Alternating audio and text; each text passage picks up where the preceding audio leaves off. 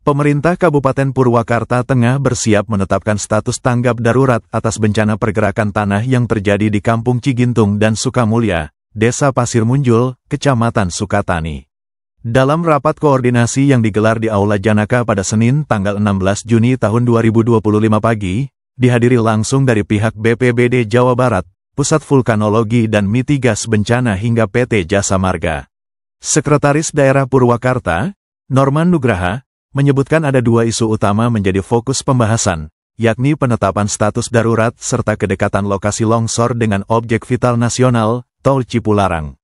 Ia mengungkapkan bahwa berdasarkan masukan para pemangku kepentingan, status tanggap darurat sudah layak diberlakukan.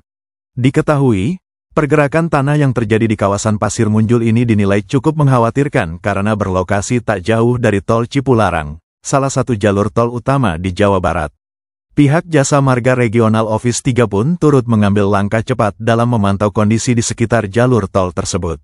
Agni Maivina, Senior Manager RO3 Jasa Marga, menjelaskan bahwa pihaknya telah melakukan pengecekan menggunakan drone. Titik longsor terpantau berada sekitar 1 km dari bahu luar jalan tol Cipularang, tepatnya di kilometer 92 sampai 93 jalur A. Titik longsoran mengarah ke utara, sedangkan posisi jalan tol ada di sisi barat lokasi kejadian. Guna memastikan stabilitas tanah dan potensi ancaman terhadap jalur tol, ia mengatakan, pihaknya juga akan melakukan pengukuran lebih lanjut menggunakan inklinometer di 3 titik berbeda. Penanganan darurat dan mitigasi lanjutan tengah disiapkan oleh pemerintah daerah bersama instansi teknis lainnya. Pemkab juga mengimbau masyarakat untuk tetap waspada dan segera melaporkan jika terjadi perubahan kondisi tanah di sekitar wilayah terdampak. Hari ini kami melaksanakan rakor dengan stakeholder terkait dengan penanganan bencana pergerakan tanah di Pasir Munjul, Sukatani. Secara umum ada dua hal yang dibahas.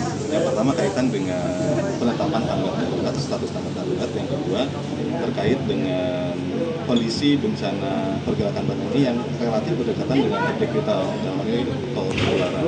Tadi saran masukan dari seluruh stakeholder yang hadir, penetapan tanggap darurat sudah bisa dilakukan. Tentunya kami juga akan melakukan langkah-langkah teknis untuk penetapan itu.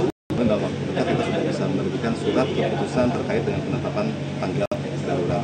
Karena dari aspek teknis ini sudah sangat memungkinkan untuk dinaikkan statusnya menjadi tanggap darurat.